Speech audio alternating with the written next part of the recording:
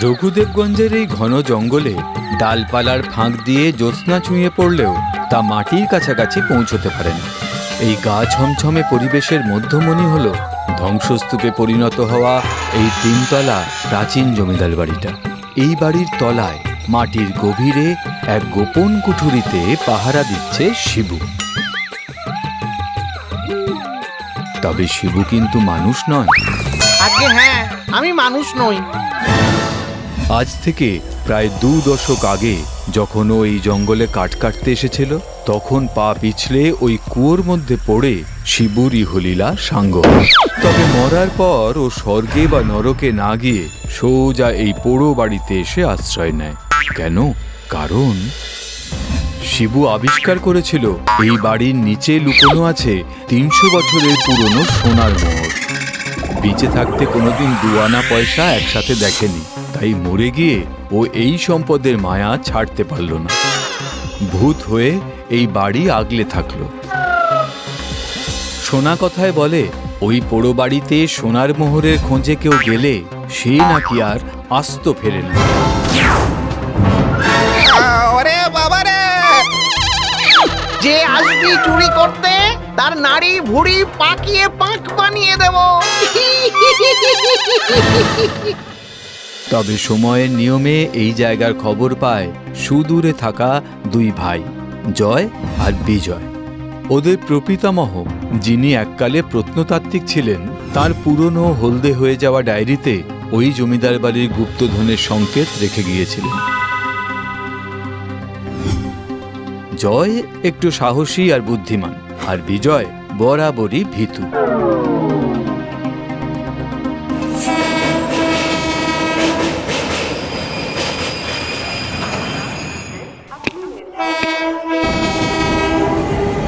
ডায়েরিতে দেওয়া আবছা হয়ে যাওয়া ম্যাপ দেখেই জঙ্গলের কাছাকাছি একটা গ্রামে এসে ওরা পৌঁছয়। গ্রামের চায়ের দোকানে চা খেতে খেতে এক বৃদ্ধ তাদের সাবধান করে দেয়। ওদিকে যেও না বাবা সকল। কেন? না যাওয়ার কি আছে দাদু? ওখানে পেল্লায় এক ভূত থাকে। সে কি গো? না হলে আর বলছি কেন, যক্ষের মতন নাকি আগলে আছে সে সব সোনার মোহ। কদিন আগেও এক চোর ওই ভূতকে দেখেছে। এই বাড়িতে ভূত আছে, এই বাড়িতে ভূত আছে, পেল্লাই এক বড় ভূত। দাদা, এই রাতের বেলা জমে মানুষের টানাটানি করে কি কোনো লাভ আছে? ভূত যদি ঘাড় মটকায়? আরে ভূত বলে কিছু হয় না, ওগুলো সব মনের ভূত। আর আমাদের বংশের একটা প্রেস্টিজ আছে, তো ওই সোনার মোহর উদ্ধার করতেই হবে, বুঝলি? বেঁচে থাকলে তবে তো প্রেস্টিজ থাকবে।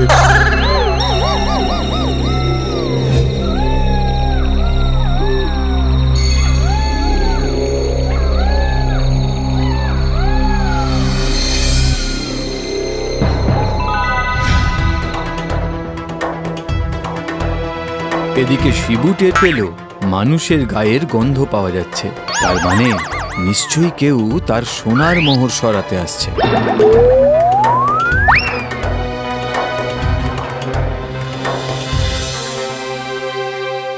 এট লাস্ট খুঁজে পেলাম। আমার কিরকম একটা লাগছে। মুহূর্তের মধ্যেই ওরা শুনতে পায় এক বিকট হাসি আর দেখতে পায় বিরাট আকার এক ছায়া।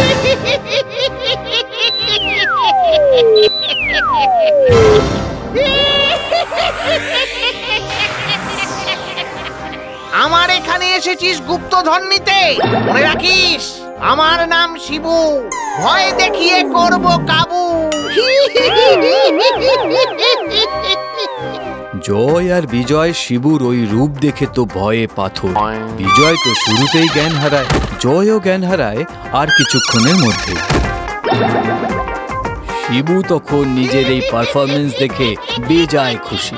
হঠাৎই শিবুর চোখ যায় বিজয়ের আধ খোলা ব্যাগটাতে। সর্বনাশ, আমি এখানে সোনার মোহর পাহারা দিচ্ছি আর এরা বাইরের দুনিয়াতেও সোনার মোহর তৈরি করে ফেলেছে। এগুলো তো আমার মোহরের চেয়েও বেশি চকচকে।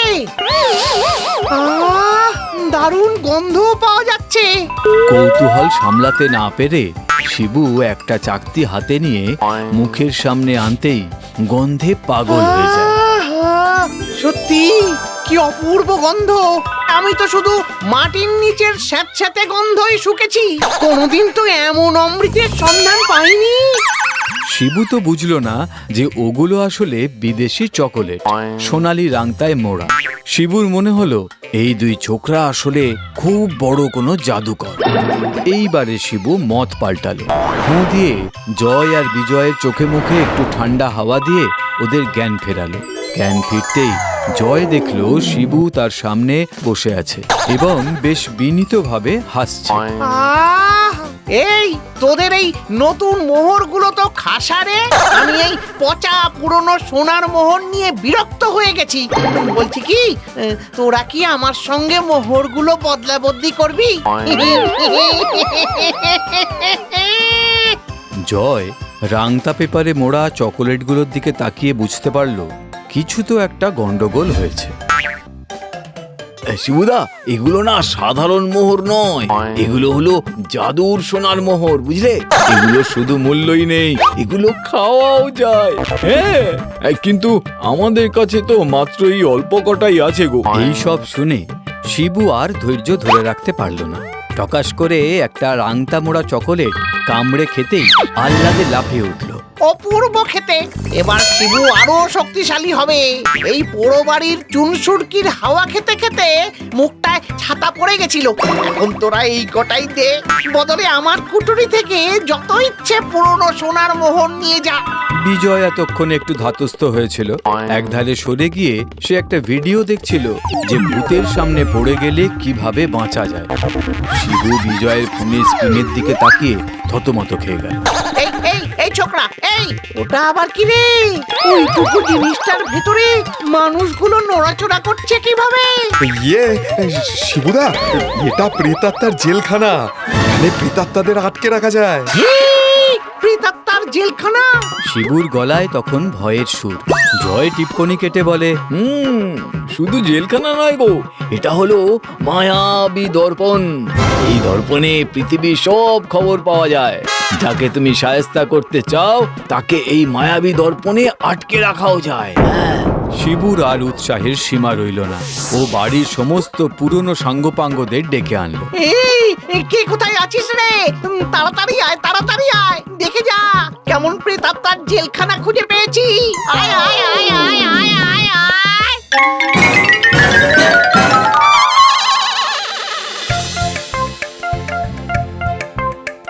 ওরা সামনে আসতেই বিজয় ফোনের সামনের ক্যামেরাটা অন করে দিল। নিজেদের মুখ ফোনের স্ক্রিনে দেখে ভূতগুলো সে কি চিৎকার। তারা ভাবলো তাদের আত্মা বুঝি ওই দর্পণে বন্দী হয়ে গেছে।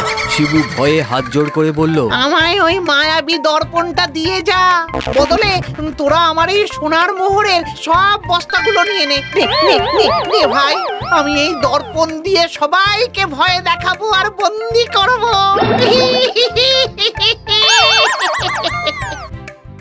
জয় আর বিজয় দেখলো দারুণ সুযোগ। তাদের পুরনো ফোনটা তারা শিবুকে দিয়ে দিল। শিবু খুশি হয়ে তার আগলে রাখা সোনার মোহরের বস্তাগুলো বের করে আনলো, যা কিনা সরকারি মূল্যে প্রায় কয়েক কোটি টাকা। অবশেষে বংশের নাম রাখতে পারল জয় বিজয়।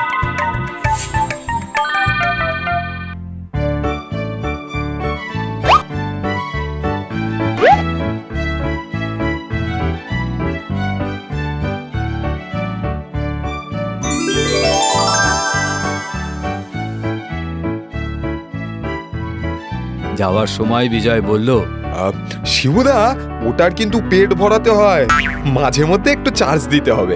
শিবু মাথা চুলকে বলল, চার্জ? সেটা আবার কি রে? কোনো তান্ত্রিক পুজো? এই রক্ত টক্ত দিতে হবে নাকি? আরে না না না, শুধু এই তারটা ওই পুরনো দেওয়ালের ফাটলে গুজে রেখো। প্রকৃতির বিদ্যুৎ থেকে ও চার্জ নিয়ে নেবে, বুঝলে?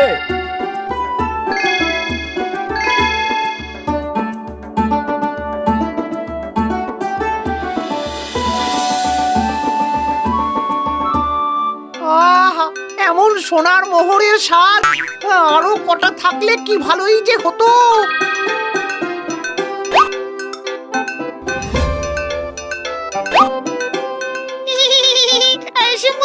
আমাকেও দাও, একটু খাই।